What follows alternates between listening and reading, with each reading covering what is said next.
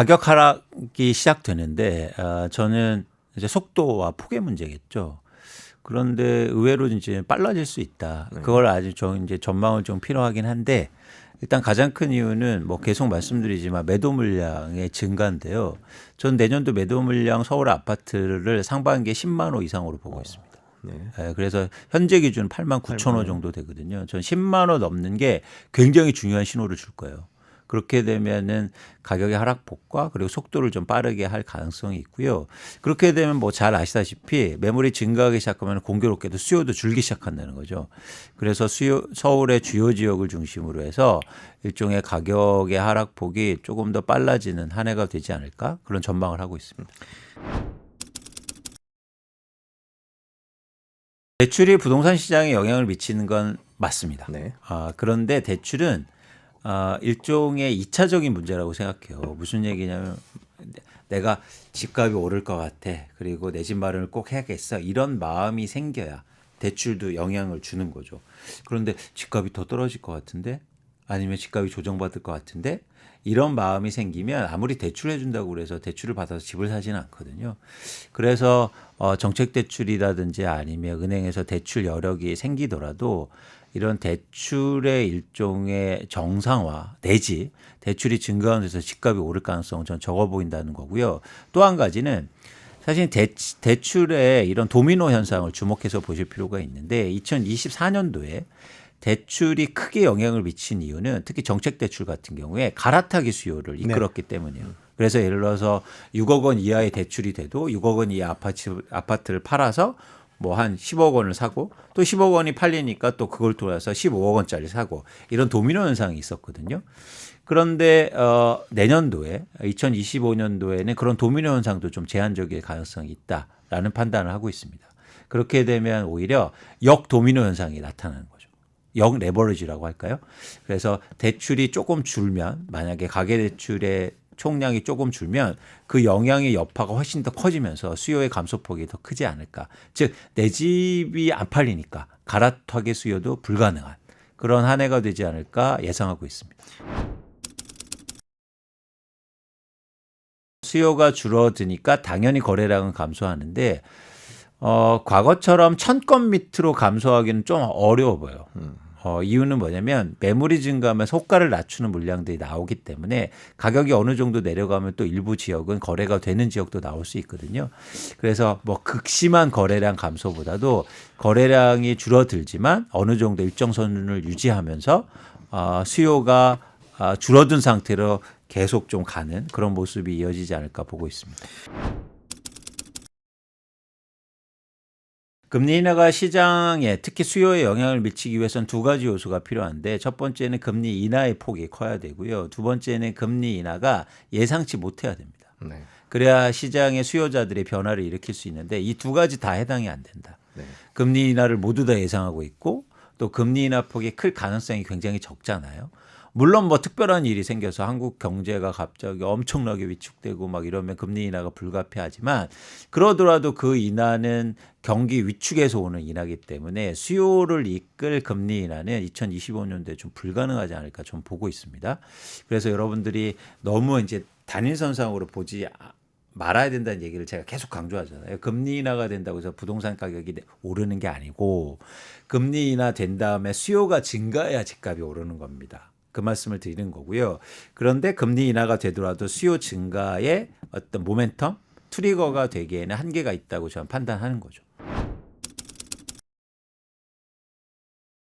실제로 주택 공급은 내년도에도 한 20% 이상 감소할 가능성이 있고요. 특히 뭐 서울의 입주 물량은 크게 감소합니다. 네. 그러면서 시장의 변화가 있을 수 있는데 그거는 우리가 얘기하는 건설사들이 짓는 아파트의 양은 장기의 가격을 결정하는 거지. 예를 들어서 저희가 뭐 내년도 집값이라든지 내후년 집값을 결정하는데 그 단기간에 공급되는 건설사들이 아파트의 양이 결정하지는 않거든요.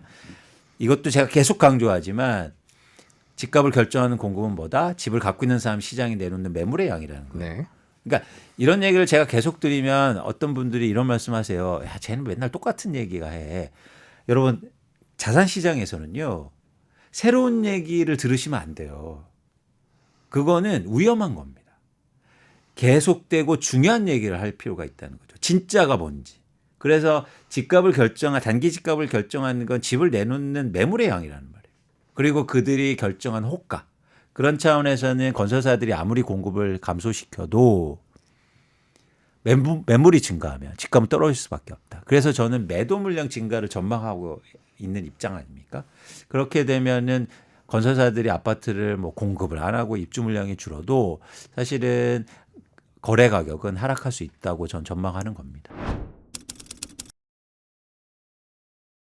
최근에 예를 들어서 반포의 신축 아파트라든지 아니면 강남의 아파트 가격이 크게 상승한 이유가 있어요. 그건 뭐냐면 수요 증가가 아니에요. 공급 감소예요. 네. 특히 어떤 공급 감소냐면 매물이 줄었어요. 특히 예를 들어서 강남의 신축 아파트 같은 경우에 팔 수 없지 않습니까? 양도세 때문에. 네. 그러니까 얼마 안 되니까. 그렇기 때문에 매물이 크게 감소한데 몇 건 안 되는 그런 매물을 가격 높이 올린 매물을 누군가 한 채 사주면서 가격이 올랐거든요. 이건 역설적으로 어떤 상황을 반영하냐면 공급이 감소해서 즉 매물이 감소해서 올랐기 때문에 매물이 증가하면요. 가격 하락폭이 크다는 걸 얘기해요. 근데 강남이라든지 서울의 주요 예를 들어서 주거로 좋아하고 많은 분들이 투자로 좋아하는 지역은 공통된 요소가 뭐냐면 투자 비율이 높아요. 그러니까 누군가 그 아파트를 투자로 많이 보유하고 있다는 거예요. 그 말은 뭐냐면 시장이 안 좋아지고 가격 하락이 전망되잖아요. 그러면 시장에 매물이 나오는 속도가 굉장히 빨라질 수 있다는 겁니다. 네. 그러니까 예를 들어서 강북의 어떤 아파트는 막 투자하기 별로 안 좋으면 어떤 현상이 일어나냐면 실거주자들이 많이 보유하고 있어요.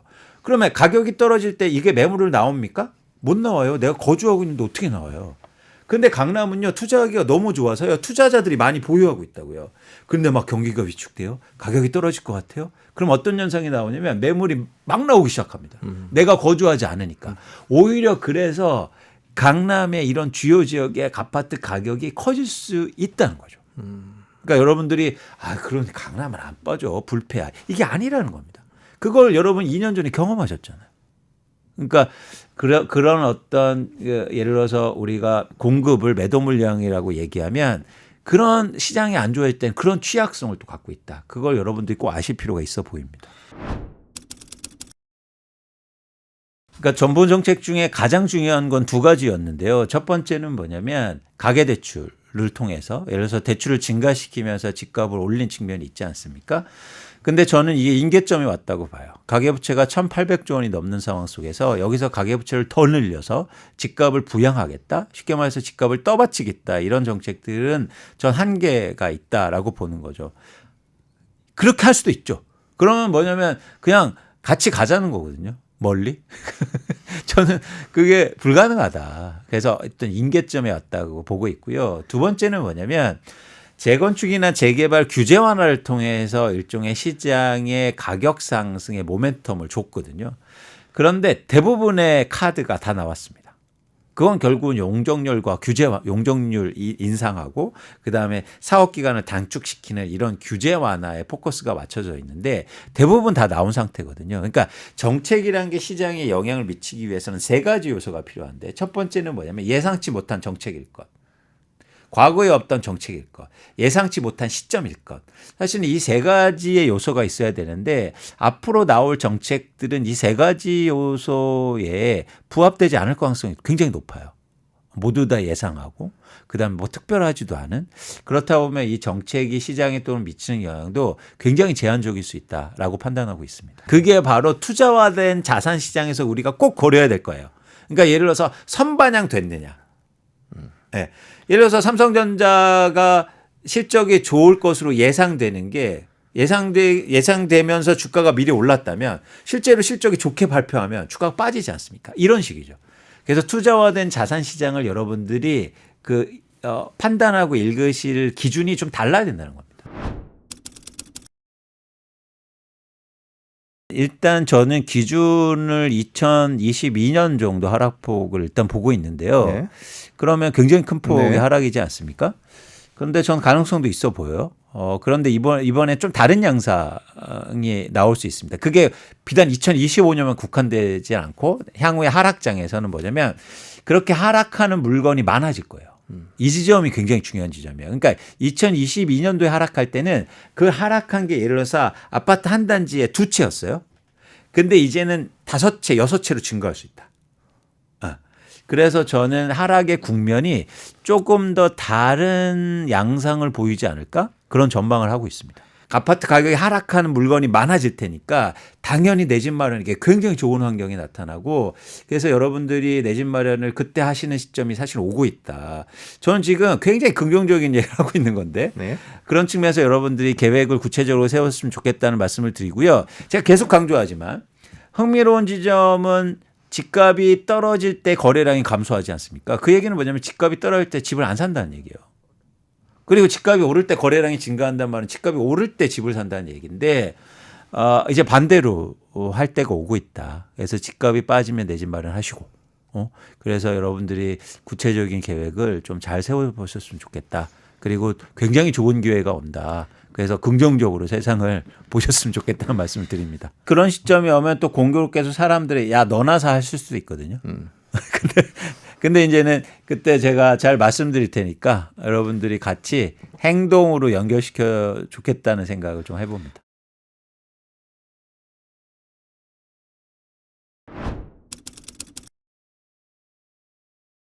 우리가 사실은 22년도에 금리를 올리면서 시장의 거품이 제거되는 현상, 한 6개월 사이에 뭐 수억씩 조정이 되고 한 20-30%씩은 조정이 됐었잖아요. 그리고 이 조정의 과정이 특정 지역을 제외하고는 계속 현재 진행형이라고 볼 수 있어요. 우리가 똘똘한 한 채 지금 뭐 갈아타기 수요가 많이 들어오면서 시장에 강남이라든가 뭐 이런 곳들은 계속 집값이 오른다고 해서 여기에 새로 신규로 참여하신 분들이 늘어나면서 거래량도 많이 늘어났었는데 그 외의 지역들은 시장에서 소외된 형태로 계속 흘러오고 있거든요. 뭐 영끌이 많이 들어갔던 노도강 지역 같은 경우도 과거의 고점을 회복하지 못했고 또 지금 다시 어떤 정책 자금 이 들어오면서 시장의 반등을 가져올 거라고 생각을 했지만 그렇지 않은 채로 그 가격 수준에서 조금 더 떨어지거나 거래량은 그렇다고 해서 더 살아나지 않는 형태로 계속 가고 있거든요. 이런 부분들에 대한 조정이 조금 여기는 이제 이미 시작이 됐기 때문에 이제 어느 정도 마무리가 될 수 있는 시점이 올 것 같고 그렇지 않은 지역들 조금 더 과열됐던 지역들 같은 경우는 지금 당장 로또라고 하는 분양 가를 지급할 수 있는 능력이 지금 부족한 시장이잖아요. 그만큼 어떻게 보면 절대적인 금액 마련이 어려운 시장이거든요. 그래서 이런 어떤 기대감에 지금 얘기하는 호가에서 조금 많이 빠질 수 있는 그런 한 해라고 생각을 합니다. 기존에 이제 소외됐던 지역들 같은 경우는 가격 조정이 굉장히 많이 이루어지고 있는 상태다 보니까 여기서 뭐 엄청나게 더 많은 하락 일어나기는 좀 힘들 수 있고요. 오히려 똘똘한 한 채라고 집중됐던 지역들 그리고 얼죽신이라고 이야기할 정도로 사람들이 신축에 대한 선호 현상 그리고 신축에 대한 호가들이 굉장히 많이 분양가 대비해서 많이 올라갔었잖아요. 이런 부분들에 대한 조정이 많이 이루어질 거라고 생각을 합니다. 반포나 이런 지역들 보면은 뭐 50억 찍었다 뭐 이런 얘기들도 기사로도 많이 접하고 하는데 실질적으로 어떤 그 과거에 인용됐던 그 거래 사례 같은 경우는 등기로 이루어지지 않은 사례였고 그 이후에 거래된 것들은 다시 뭐 40억대로 내려오고 30억대 후반 이렇게까지 이제 조정이 되고 있는데 이 가격이 정말 그 시장에서 소화될 수 있는 가격이라면 그 누구나 선호하는 지역이고 또 지금과 같은 부동산에 대한 믿음이 있는 시장이라면 꾸준한 거래가 있어야 되거든요. 근데 그렇지 못한 시장이기 때문에 이 부분에 대한 조정이 저는 있을 거라고 생각을 합니다. 한두 건 거래를 해가지고 60억에 거래하는 사람 있을 수 있죠. 뭐 코인에 투자를 해서 대박이 났다든가 어떤 본인들의 어떤 경제적인 상황에 따라서 그런 거래를 할 수 있는 사람도 많이 있겠지만 모든 물량을 그 가격에 소화해 줄 수 있는 시장은 아니라고 생각을 합니다. 성동구나 뭐 마용성 이런 지역들을 보면 기본적으로 어떻게 보면 과거의 부촌이라고 할 수 있는 지역이라기보다는 일반적인 어떤 직업이 좀 어느 정도 탄탄하신 분들이 많이 이제 들어가 있는 그런 중간에서 중상 정도 되시는 분들이 많이 매입을 하신 형태거든요. 근데 그만큼 이제 그분들이 근데 어떻게 보면 자산을 전부 다 그러니까 자기 자본 비율이 높은 형태로 들어갔다기보다는 영끌이나 또는 무리해서 좀 대출을 많이 활용하신 분들이 있고 경기 상황이라든가 어떤 이자 부담 또 이런 상황들을 봤을 때는 계속 유지하기에는 조금 무리가 있는 가격이다 보니까 이제 조금씩 가격이 떨어지고 있는 게 아닌가 이렇게 생각합니다.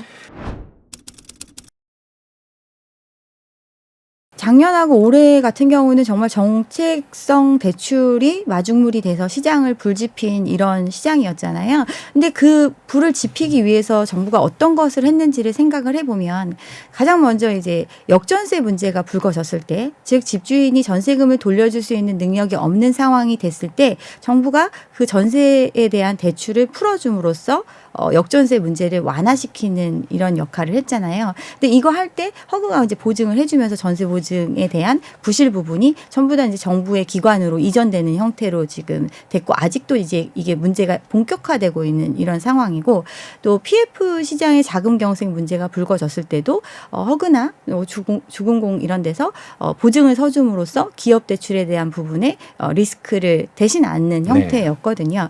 그리고 이 PF의 부실 정리를 위해서는 지금 캠코가 어떤 NPL이라든가 공매에 대한 부분들을 또 전담하고 있고 이 얘기는 정부가 정책성 어떤 정책을 활용해 가지고 시장을 불지폈을 때 들어간 비용들이 고스란히 지금 남아있는 상황이고 이게 지금 문제가 돼서 이 부분에 대해서 조금 예전처럼 자유롭게 그 정책을 활용하기는 어려운 입장이다. 그래서 조금 정책성 자금이 예전과 같이 큰 영향을 주기는 어려울 수 있다라고 생각을 합니다.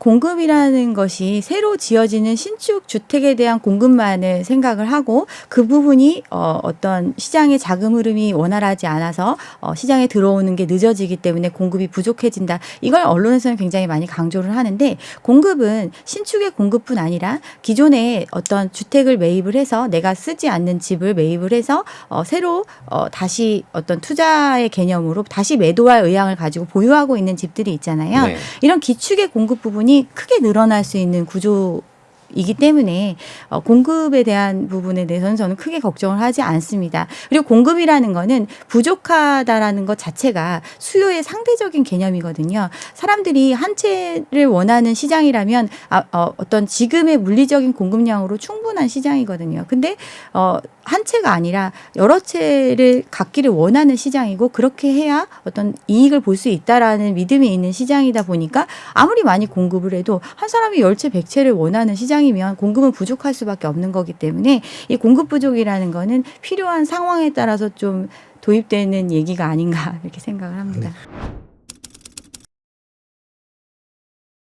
급한 쪽에서 움직일 수밖에 없는 건데 일단은 사람들이 관망하는 이유가 가장 큰 이유가 이 시장이 얼어붙은 이유가 대출이 규제됐기 때문이라고 생각을 하잖아요. 대출만 해주면 지금의 가격에도 충분히 들어와 줄 수 있는 수요가 있다라는 믿음이 있기 때문에 내가 조금만 더 연장할 수 있으면 관망하겠다라는 입장으로 이제 매도인들은 보시는 거고 매수자 입장에서는 물론 마음으로 그렇게 살 수 있는 생각을 가질 수는 있지만 실질적으로 그 과거만큼 대출을 끌어낼 수 없는 구조다 보니까 이 간극이 좀 차이가 있을 수밖에 없고 이 부분이 조정되는 거는 결국에는 어쨌든 간에 부동산이라는 걸 매도해서 유동성을 확보해야 하는 입장에 있는 사람이 움직일 수밖에 없지 않나. 왜냐하면 사지 않으면 돈이 들어가는 건 아니잖아요. 네. 근데 팔지 않으면 돈을 구할 수가 없거든요. 이런 걸 생각하면 좀 조정이 되지 않을까 생각을 합니다. 내년쯤에는 이제 좀 생각을 해보셔도 괜찮을 것 같습니다. 근데 이 집을 항상 제가 집을 마련하시려고 계획을 하시는 분들한테 드리는 말씀은 이 집값이 떨어지든 오르든 간에 내가 이 상황을 계속해서 집을 처분하지 않더라도 이 상황을 유지할 수 있는지 없는지를 기본적으로 판단을 해서 시장에 들어가야 된다고 말씀을 드리거든요. 근데 이제 집값이 또 전체적으로 다 이제 전반적으로 하락 추세에 있어도 어느 집들은 조금 더 많이 빨리 정리가 되는 집들이 있을 거고 그렇지 않은 지역이 있을 거고 하기 때문에 본인이 관심 있는 지역의 집값 추이를 꾸준히 이제 모니터링 하시면서 내년에 하반기 정도는 좀 기회를 생각해 보시는 것도 나쁘지 않을 것 같습니다. 기본적으로 아직은 심리가 다 꺾이지 않은 시장이기 때문에 이 심리가 꺾이는 거를 이제 조금 기다려야 된다고 생각을 해요. 아직은 이제 연말이기 때문에 이제 대출이 풀릴 것이다라는 기대감이 네. 크고 그렇기 때문에 호가도 크게 내려오지 않은 상황이거든요. 그렇지만 이제 실질적으로 돈을 지불해야 되는 입장에 있는 사람들이 많이 있기 때문에 그런 사람들이 겪는 곤란들이 이제 앞으로 계속 터질 문제들이거든요. 이런 것들이 이제 시장에서 어느 정도 인식 자체가 내가 어떻게 잘못하면 이걸 환가할 수 없는 상황이 되겠구나. 이런 이제 급한 마음이 이제 드는 게 좀 심리적으로 시간이 걸리기 네. 때문에 그런 게 근데 제 생각에는 이제 내년 하반기 정도는 돼야 되지 않을까. 네.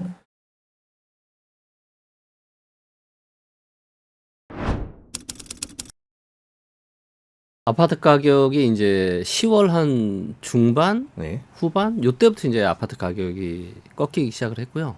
네, 그리고 이제 가격만 꺾인 게 아니라 이제 거래량이 굉장히 많이 감소를 했습니다. 방송에 나와서도 제가 몇 번 말씀드렸지만 스트레스 DSR 2차가 굉장히 중요하다고 말씀을 드렸었잖아요. 네. 그래서 이제 스트레스 DSR 2차가 이제 9월 달에 시행이 됐습니다. 그러면서부터 이제 9월 달부터 거래가 이제 급감을 했고 그리고 수급도 9월 달부터 이제 급격하게 떨어지기 시작을 했고요. 그리고 이런 것들이 한 달에서 한 달 반 정도가 지속이 되면 이제 가격이 떨어진다고 제가 말씀드렸는데 그래서 저희 실거래가를 바탕으로 한 저희 리치고의 실거래가 지수를 보면은 요게 이제 그 자료인데요. 이제 보시면 10월 달에 이제 정점 찍고 11월 달부터 이제 막 떨어지기 시작했습니다. 네. 지금 2024년에 지금 11월 달에 부동산 시장 언제와 유사하냐면 네. 2021년 11월 달 네. 하고 굉장히 유사합니다. 네. 그래서 기억하시겠지만 2022년 부동산 시장은 굉장히 거래가 많지 않았고 그리고 약보합을 보였죠. 그래서 요 이제 차트에서 보시는 것처럼 네. 요게 이제 22년 요 상반기 움직임입니다. 그래서 상반기는 그렇게 나쁘진 않았어요. 근데 이제 하반기 들어서부터 7월 달부터 이제 보시는 것처럼 네. 급격하게 이제 가격이 떨어졌거든요. 지금의 이제 이 부동산 시장은 어떻게 보면은 이제 언제 급락이 나타날지 모르는 굉장히 위태위태한 그런 상황이라고 볼 수가 있겠습니다. 예, 그래서 요때도 이제 보시면 10월 달에 정점 찍고 11월 달부터 꺾이기 시작했거든요. 네. 근데 지금도 똑같아요. 그래서 21년 연말 이후에 나왔던 흐름들이 앞으로 펼쳐질 흐름과 굉장히 유사하다라고 저는 좀 보고 있어요. 달라진 게 뭐가 있냐? 딱 하나 있거든요. 스트레스 DSR 이제 2차가 시행이 된 게 그게 달라진 거였거든요. 그래서 이제 대출 한도가 줄어들게 되고 근데 이제 문제는 제가 이제 내년 상반기 같은 경우는 뭐 그럭저럭 아주 나쁘진 않을 거고 왜냐하면 또 내년에 또 55조를 또 풀잖아요 연초에. 그래서 이런 정책 대출 효과가 또 있기 때문에 상반기는 뭐 한 중간 정도 지금 보고 있고요. 근데 하반기가 문제입니다. 왜냐하면 25년 7월 달부터는 지금 스트레스 DSR 지금 3차가 지금 예정되어 있거든요. 그래서 이 3차가 또 시행이 되게 되면 대출 한도가 또 더 줄어들기 때문에 아마도 25년 하반기에는 이제 상당한 좀 하락이 있지 않을까 그렇게 예상이 됩니다.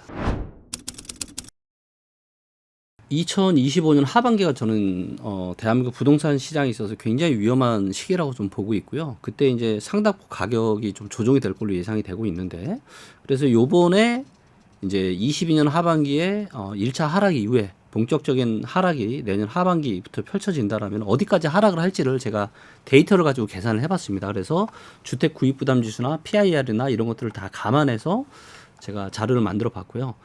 24년 9월달 기준으로 이제 서울 아파트 실거래가 평균 지금 평당 금액이 4,200 정도 합니다. 네. 근데 이제 23년 1월달 많은 사람들이 이제 저점이라고 생각하는 요게 이제 3,528만 원이거든요 평당.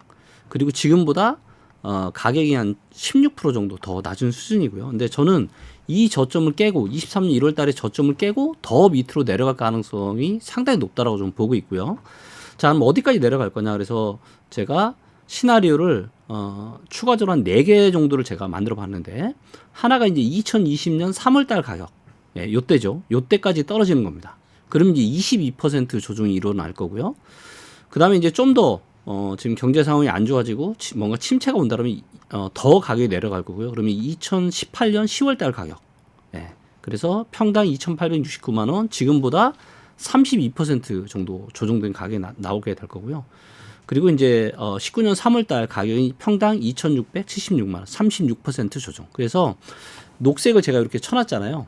그래서 요 22%에서 36% 사이 어느 즈음에서 이번 조정이 끝날 가능성이 높지 않나 이렇게 좀 바라보고 있습니다. 2020년과 21년 코로나 이 초저금리 시대에 사람들이 한번 엄청난 연끌을 했고, 그 다음에 23년, 24년 두 번에 걸쳐서 부양책들을 가지고 많은 수건을 이제 두 번 또 짰고요.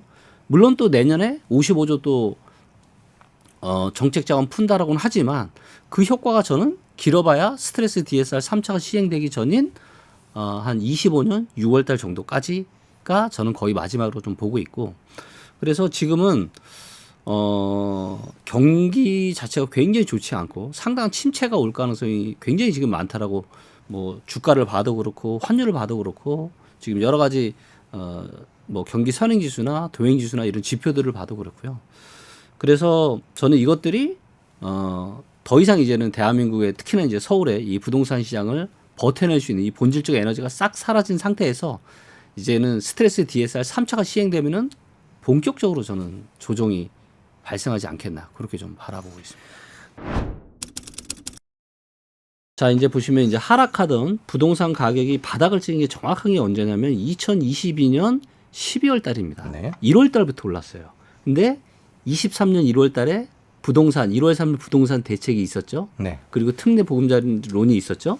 그러면서 시장에 반등이 나왔고, 그리고 작년에도 10월 달에 딱 고점 찍고 떨어지고 있는데 또다시 이제 신생아 특례를 꺼내면서 23년 12월 달에 또 바닥을 찍고 1월부터 가격이 또 올라가기 시작을 했습니다. 그리고 이번에도 또 10월 달에 고점 찍고 또 떨어지고 있는 거고요. 그래서 이거는 명확합니다. 예. 그러니까 하락하던 부동산 시장을 정부의 정책으로 인해서 인위적으로 떠올리고 이게 9개월, 10개월 정도는 진행이 되고 그 이후로 다시 약세를 보이고 그러다 또 정책이 나오면서 또 올라가고 지금 또 내려가고 아마도 내년 초에 또 1월 달에 또 정책 자금 풀게 되면은 또다시 아마 시장은 이렇게 약간 우상향을 또 할 수가 있습니다. 조금 상승을 하는 데는 도움이 되겠지만 뭐 23년 특히나 24년은 상승은 굉장히 뜨거웠잖아요. 네. 이런 상승은 25년 상반기에는 저는 나오기 쉽지 않다고 봅니다. 정부도 지금 온갖 자금 여기저기서 끌어다가 지금 세수 부족을 막고 있잖아요. 이런 상황이기 때문에 이런 자금에 대한 이런 특례 대출까지 동원을 해서 하는 거는 저는 쉽지 않다. 그리고 설사 한다 할지라도 이제는 스트레스 DSR 2차가 되어 있고 또 내년 7월 달부터는 3차가 지금 예정되어 있기 때문에 저는 25년의 부동산 시장은 23년, 24년처럼 기대했다가는 큰 코 다칠 수 있다 이렇게 생각합니다. 우리가 이제 기본적으로 공급이 줄어들면 가격이 상승하고 공급이 많아지면 가격이 하락한다. 언뜻 들어보면 너무 맞는 얘기잖아요. 근데 이제 거기에는 뭐가 빠져 있냐면 두 가지가 빠져 있는데 공급이 많아도 올라갈 수 있고요. 공급이 작아도 내려갈 수 있습니다. 그리고 중요한 거는 뭐냐면 가격은 공급으로만 결정되지 않아요. 수요와 공급이 만나는 이 어느 즈음에서 가격이 결정되는 건데요. 일단 많은 분들이 오해를 하시는 게 지금 서울의 입주 물량이 작다 이런 말씀을 좀 많이 하시는데 자 이제 보시면 요게 이제 25년이고요. 26년입니다. 정말로 입주 물량이 작아 보이죠? 네. 네. 자 그런데 이거를 요거는 이제 확정된 입주가 시기가 이제 정확히 확정된 물량만 하는 거고요. 이제 전체 물량 그래서 지금 재건축이나 재개발 진행하고 있는 것들 중에서 착공이나 분양 단계에 있는 것들, 이주나 철거 단계에 있는 것들 이런 것들을 합하면은 이제 보시면 26년만 작습니다. 26년 딱 한 해만 작아요. 자 그리고 이거를 수도권 같은 경우는 이제 수도권 전반적으로 좀 보셔야 되는데 서울, 경기, 인천을 다 보시면 수도권 전반적으로 26년이 분명히 입주 물량이 작지만 이거 하나 26년에 입주 물량 하나 작은 것 때문에 시장이 대세 상승을 한다? 저는 그거는 쉽지 않다고 봅니다. 네, 그러기에는 이미 이제 가격이 너무 비싸졌고 무엇보다 우리의 삶이 지금 갈수록 지금 너무 힘들고 있잖아요. 네, 그래서 더 이상 부동산 시장에 이런 기대를 가지시고 지금 대한민국 전체 자산에서 80%가 넘는 비중이 지금 부동산에 쏠려 있는 완전 비정상적인 이런 상황. 예, 거기에 엄청난 가계 부채. 예, 이로 인해서 지금 많은 지금 개인들과 기업들에서 굉장한 지금 파열음이 지금 여기저기서 들리고 있잖아요. 예, 그렇기 때문에 지금은 정말로 저는 그 어느 때보다 조심해야 되는 때라고 저는 생각합니다. 저는 아마도 이제 집주인들은 내년 상반기까지는 가격을 크게 잘 안 내리려고 할 것 같아요. 이러다 또 올라가겠지. 예, 그렇게 할 것 같은데, 요게 아마 이제 하반기 들어서는 저는 확연하게 좀 바뀔 수 있다라고 좀 보고 있고요. 그래서 내년 하반기는 이제 스트레스 DSR 3차가 확실한, 이거는 거의 변수가 아니잖아요. 이거는 시행을 아마 할 거거든요. 예, 그래서 지금은 대출을 정부에서 조금씩 느끼겠지만, 그러니까 특례 대출이나 이런 것들이 있지만 대출에 대한 한도 축소가 이래저래 지금 계속 진행이 되고 있어요. 네. 예, 그렇기 때문에 이제는 정말 내년은 하반기에서부터는 저는 정말 쉽지 않다라고 좀 보고 있습니다. 2025년의 부동산 시장을 저는 어떻게 생각하냐면, 제가 2021년 10월 달에 제가 10년에 한 번 올까 말까 한 조례 매도 기회라고 제가 말씀을 드렸잖아요. 그때도 이제 제가 정말 많은 데이터들을 보면서 그때는 지금보다 훨씬 더 분위기가 좋았어요. 네. 그리고 많은 거의 대부분의 전문가들한 사람들이 다 계속 몇 년 더 상승할 거로 전망을 했었고, 근데 그때는 사실 경기가 이렇게까지 어렵진 않았거든요. 네. 근데 가격은 거의 그에 육박하는 수준까지 지금 올라왔는데, 이 집값을 떠받쳐줄 펀더멘탈인 이 경제 상황이 지금 너무 안 좋은 거예요. 너무 안 좋은 걸 넘어서 어쩌면 25년에는 상당한 지금 파고 이전은 발생할 수도 있다. 이렇게 좀 보고 있고요. 그래서 환율을 좀 특히 좀 주목해서 보셨으면 좋겠고, 그리고 아마도 내년에 이제 하락은 이런 작은 하락이 아니라 굉장히 큰 하락일 가능성이 높고, 그리고 그렇게 된다라면 이제 아까 제가 말씀드렸던 것처럼 한 22에서 36% 정도, 이 어느 즈음 정도에서 조정이 되면은 그때는 정말로 내 집 마련을 할 수 있는 굉장히 좋은 시기가 올 거예요. 거래량도 너무너무 중요합니다. 거래량에서는 어떤 신호를 좀 보셔야 되냐면, 요게 이제 지난 20년 정도의 이제 실거래량입니다. 네. 이제 보시는 것처럼 이렇게 출렁출렁하면서 이렇게 고점이 낮아지죠. 네. 이거는 시장의 에너지가 약해지는 거예요. 네, 대세 하락 구간이다라는 거죠. 그리고 이럴 때에도 이렇게 거래량 이렇게 많이 올라오게 합니다. 네. 최근처럼요. 네. 자, 그런데 언제가 대세 상승장의 진짜 신호냐? 자, 보시면 계속 고점이 낮아졌는데 2012년 10월 달부터 고점이 조금씩 높아지죠. 네. 그리고 한 13년 10월, 14년 정도 되니까 어때요? 이 거래가 계속 많아지고 고점이 계속 올라가죠. 네. 그리고 2015년 되면 거래량은 폭발을 합니다. 네. 자, 그래서 이렇게 거래가 하나, 둘, 셋, 넷 이렇게 출렁출렁하면서 거래량이 계속 올라갈 때, 이때가 내 집 마련하기에 정말 좋은 시기입니다. 그리고 여기에 이제 같이 또 13, 14, 15년 요때인데, 자, 이때를 또 보시면 두 가지만 딱 보셔도 돼요. 제가 이제 누누이 말씀드리는 이 주택구입 부담 지수. 네, 요게 이제 대출과 사람들의 소득과 집값이 결합이 돼서 내가 집을 살 때 얼마나 부담스러운지 부담스럽지 않은지를 보여주는 데이터인데요. 자, 이제 보시면 서울의 주택구입 부담 지수입니다. 자, 근데 13, 14, 15년에는 주택구입 부담이 어떻죠? 낮은. 역사적으로 낮죠. 자, 주택구입 부담 지수는 굉장히 낮은 상황 하에서 매매 거래량이 출렁출렁하면서 계속 증가하는, 이 얘기는 무슨 얘기예요? 선수들은 사고 있다는 얘기입니다. 네. 네, 그리고 그럴 때가 정말 10년이나 20년 만에 한 번 올까 말까 한 절호의 매수 기회가 되는 거고요. 자, 근데 지금은 보시면 너무 비싸요. 주택구입 부담 지수가. 네, 그렇기 때문에 조금 기다리시고 이 두 가지, 거래량과 주택구입 부담 지수가 저평가인 상황을 확인하시고 내 집 마련하시면 절대 실수가 있을 수 없고요. 그리고 이런 시기는 머지않아 이제 온다. 한 1년에서 1년 반 정도 남지 않았을까 생각합니다.